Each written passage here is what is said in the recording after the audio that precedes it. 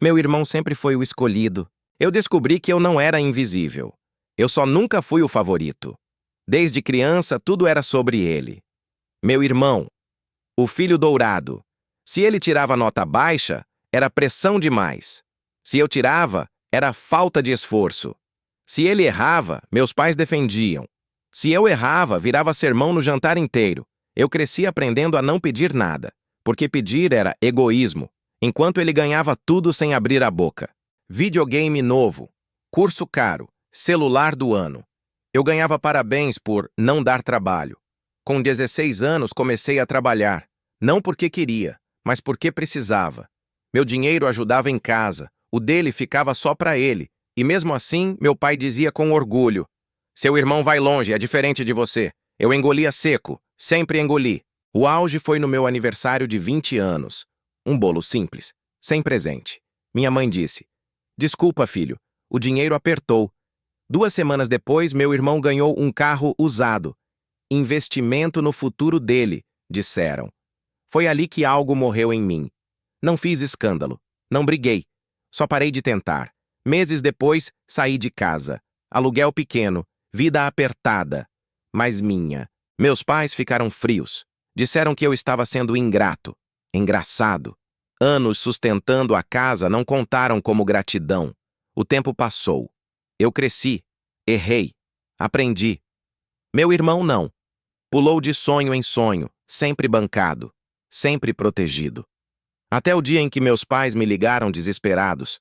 Ele tinha se metido em dívida, precisavam de ajuda. Eu ouvi tudo em silêncio e respondi calmo: "Agora vocês podem investir no futuro dele de novo." Desliguei, não senti raiva, nem vingança, senti algo melhor: paz. Porque no fim, o filho dourado nunca aprende a andar sozinho, e o filho esquecido aprende a sobreviver. Depois daquela ligação, fiquei horas sentado no sofá, sem ligar a TV, sem pegar o celular. Era estranho perceber que, pela primeira vez, eu não estava correndo para apagar um incêndio que não comecei. Nos dias seguintes, as mensagens começaram. Primeiro da minha mãe. Longas cheias de justificativas. Ela dizia que eu precisava entender, que eles nunca quiseram me machucar, que eu sempre fui mais forte. Meu pai foi mais direto. Disse que eu estava guardando rancor, que isso fazia mal, que família precisava se ajudar. Eu li tudo sem responder. Meu irmão mandou áudio, a voz arrastada, cansada. Disse que estava arrependido, que tinha feito escolhas ruins, que precisava de uma chance. Não pediu desculpa, disse que precisava de ajuda. Eu reconheci aquele roteiro. Era o mesmo de sempre. Só que, dessa vez, o protagonista não era eu. Alguns parentes começaram a ligar.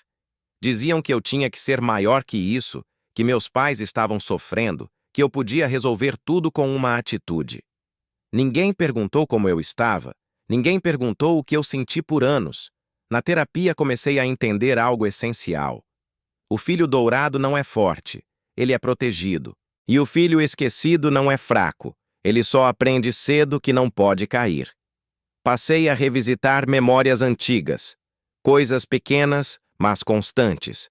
O jeito como meus pais olhavam para ele, o jeito como suspiravam quando eu entrava no assunto. As frases prontas: "Você entende. Você não precisa disso. Depois a gente vê." Nunca víamos. Percebi que minha dor nunca foi invisível. Ela só era inconveniente. Meses depois, encontrei meus pais por acaso. Num supermercado, eles pareciam mais velhos. Menores. Minha mãe tentou sorrir. Perguntou da minha vida. Do trabalho, eu respondi, educado. Curto. Meu pai comentou que meu irmão estava tentando recomeçar, que precisava de apoio. Eu disse que torcia por ele, de longe. Eles não gostaram. Saí dali com o coração acelerado, mas não por culpa. Por constatação. Nada tinha mudado. Só eu.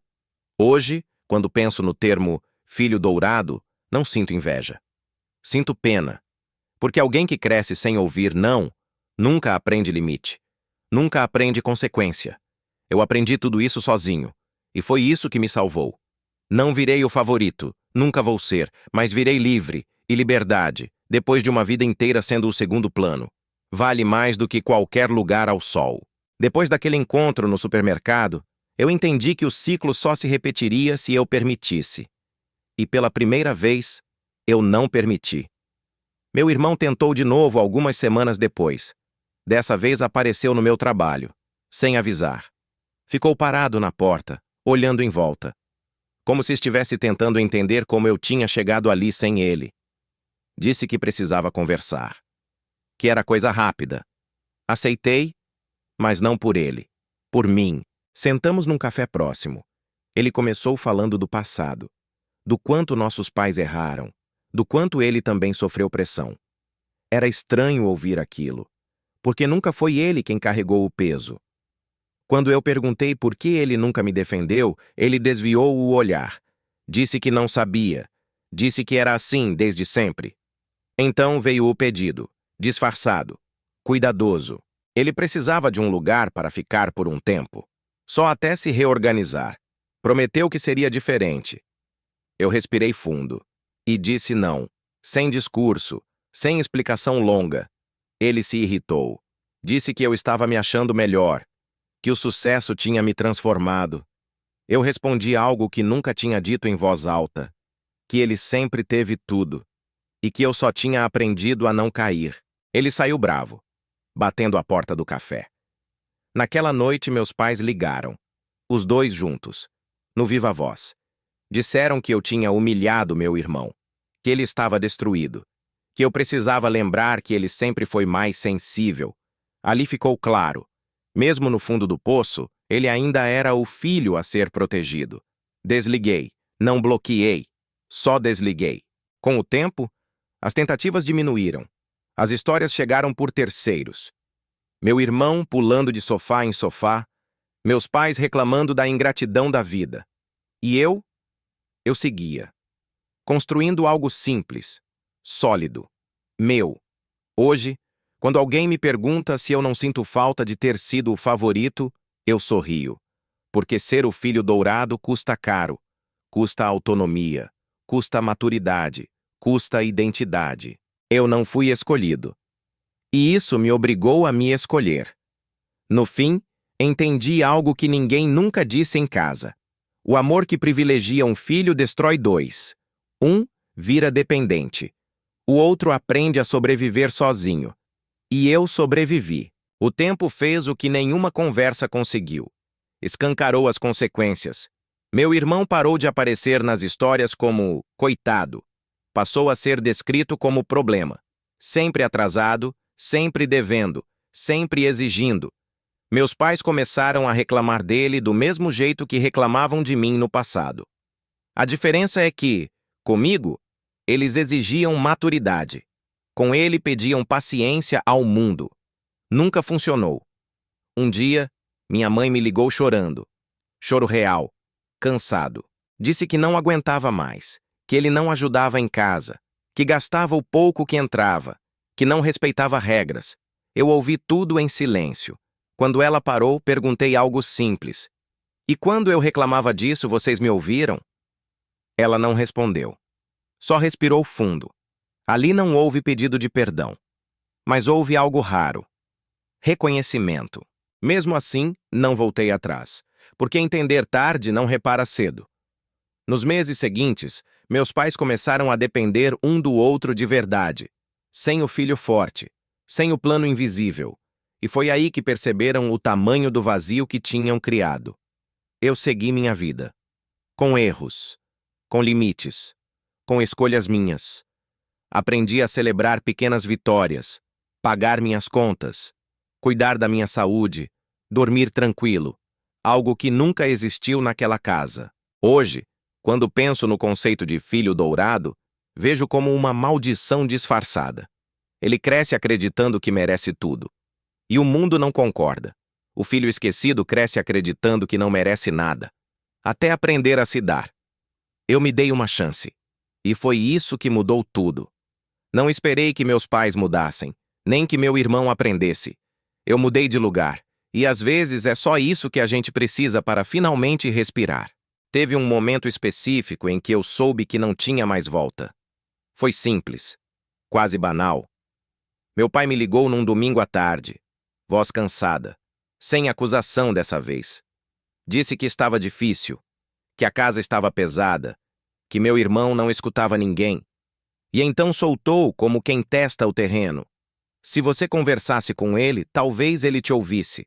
Aquilo me atravessou, porque no fundo, ele ainda acreditava que eu era o responsável, o equilibrado, o que conserta. Eu respondi com calma. Disse que passei a vida inteira conversando sozinho, que agora era a vez deles lidarem com as escolhas que fizeram. Meu pai ficou em silêncio. Depois disse algo que nunca tinha dito. Talvez a gente tenha errado. Talvez. Essa palavra demorou décadas. Não bastava mais. Depois disso, os contatos ficaram raros. Datas comemorativas passaram em branco. Nenhuma cobrança direta. Só um vazio estranho. E eu percebi algo importante. O afastamento não dói quando você já passou a vida inteira emocionalmente distante. Meses depois, soube que meu irmão tinha finalmente saído de casa. Não por decisão, por falta de opção. Tentou a vida sozinho pela primeira vez, sem colchão macio, sem desculpas prontas. Ouvi que ele sofreu, que apanhou da realidade. Não comemorei. Também não me ofereci. Cada um precisa aprender do próprio jeito. Hoje, quando olho para trás, vejo que ser o filho esquecido me ensinou algo que o filho dourado nunca aprendeu. Ninguém te deve nada. E isso, apesar de duro, liberta. Não precisei do amor desigual deles para seguir, nem da aprovação que nunca veio. Eu construí algo em cima do que sobrou. E no fim, sobrou eu, inteiro. Hoje, quando alguém me pergunta se eu me arrependo de ter me afastado, eu penso antes de responder. Não por dúvida, mas por honestidade. Porque não foi fácil. Nunca é. Teve noites em que eu me perguntei se estava sendo cruel, se estava exagerando, se não dava para aguentar mais um pouco. Esses pensamentos não vinham do amor, vinham do condicionamento. Anos ouvindo que eu era o equilibrado, o maduro, o que não precisava de atenção. Demorei para entender que isso não era elogio. Era abandono disfarçado. Com o tempo, comecei a perceber coisas pequenas mudando dentro de mim. Eu ria mais fácil, dormia melhor. Tomava decisões sem medo de desapontar alguém invisível. Passei a escolher por mim, algo que nunca tinha feito. Um dia encontrei um antigo amigo de infância. Ele conhecia minha família, conhecia meu irmão. Ele comentou sem maldade. Sempre achei estranho como te cobravam mais. Aquilo bateu diferente. Porque pela primeira vez, alguém de fora tinha visto. Não era coisa da minha cabeça. Nunca foi. Soube depois que meus pais começaram a fazer terapia. Não por mim. Por exaustão. Meu irmão continuava instável, indo e voltando, sempre esperando que alguém resolvesse. Eu já não esperava nada. E essa foi a maior virada. Não esperei pedido de desculpa. Não esperei reconhecimento. Não esperei justiça emocional. Eu segui. Hoje minha relação com eles é distante, educada, controlada. Não conto minha vida. Não peço opinião. Não ofereço soluções. Eles sentem. Eu sei. Mas algumas dores são consequência, não punição. Se eu pudesse voltar no tempo, diria algo ao garoto que eu fui. Não é sua função compensar o desequilíbrio de uma família inteira. O filho dourado não é o vilão. Os pais também não são monstros. Mas escolhas erradas têm efeitos longos, e alguém sempre paga a conta. Por muito tempo fui eu, agora não mais. Eu não fui escolhido, mas aprendi a me escolher, e isso mudou tudo. Hoje, quando penso na minha história, não penso mais em injustiça, penso em aprendizado, porque sobreviver sendo o filho esquecido me ensinou coisas que ninguém me deu: limite, autonomia, silêncio como proteção.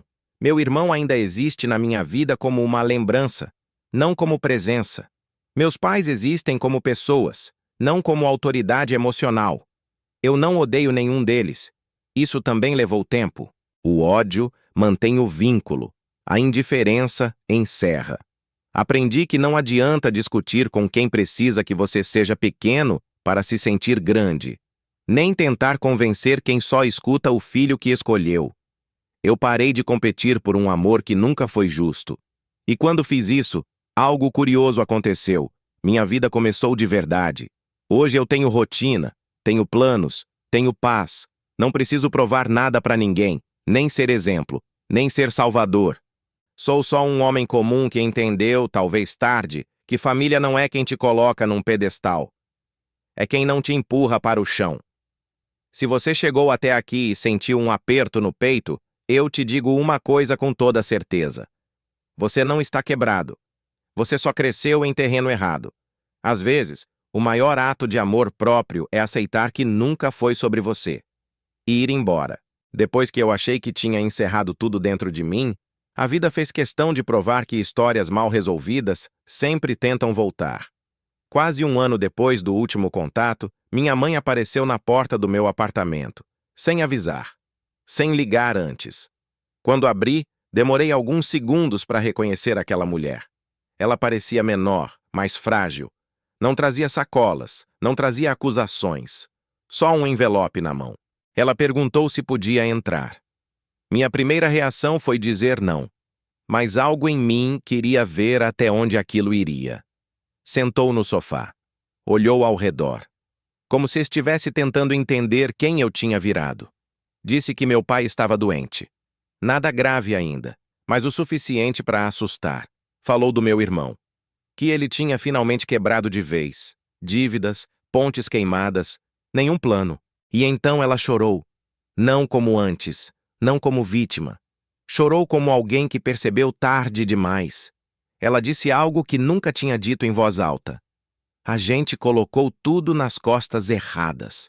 Aquilo doeu, mesmo depois de tanto tempo, porque eu não precisava mais ouvir isso, mas o menino que eu fui, precisava. Ela abriu o envelope. Era um documento simples, uma carta. Nela, meus pais admitiam que sempre me exigiram mais porque sabiam que eu aguentaria, que escolheram o caminho fácil, que confundiram favoritismo com amor. Não pediam que eu voltasse, não pediam dinheiro, não pediam ajuda, pediam perdão. Eu fiquei em silêncio por muito tempo. Ela esperou, sem pressão, e foi aí que entendi algo fundamental. Perdão não é retorno, perdão é encerramento.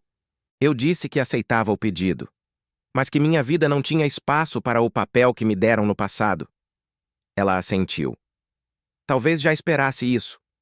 Quando foi embora, não houve abraço. Mas houve algo mais raro. Respeito. Naquela noite eu chorei. Não de tristeza, de alívio, porque finalmente a história estava completa. Eu não precisava mais provar que sobrevivi. Eles viram. Não precisava mais justificar minha distância. Eles entenderam. E eu não precisava mais carregar o peso de ser o forte. Eu já tinha soltado. Hoje, quando penso no filho dourado, não sinto rancor. Sinto que ele foi criado para depender. E eu fui criado para partir. E partir, às vezes, é a forma mais honesta de amor próprio que existe. Se você gostou do vídeo, deixe o like e se inscreva para mais.